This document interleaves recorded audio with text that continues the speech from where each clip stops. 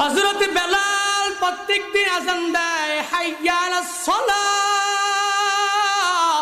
হযরত বেলাল প্রত্যেকদিন আযান দেয়, হাইয়া আলাল ফালাহ। প্রত্যেকদিন আযান দিলে মানুষগুলা নামাজের জন্য দৌড়ায়। একদিন হযরত বেলাল হাইয়া আলাস সালাহ বলে না, হাইয়া আলাল ফালাহ বলে না, হযরত বেলাল বলে হাইয়া আলাল জিহাদ। এই কথা শোনার পরে মসজিদে নববীর আশেপাশে এক ঘরের মধ্যে এক মহিলা প্রত্যেকদিন যখন ওই বেলাল আযান দিত, মহিলা উঠিয়া নামাজ পড়তো। ওই মহিলা নামাজ পড়ে কোরআন তিলাওয়াত করত।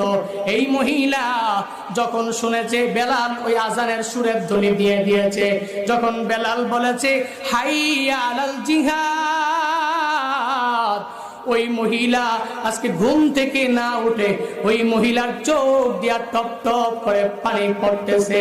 ওই মহিলার পাশে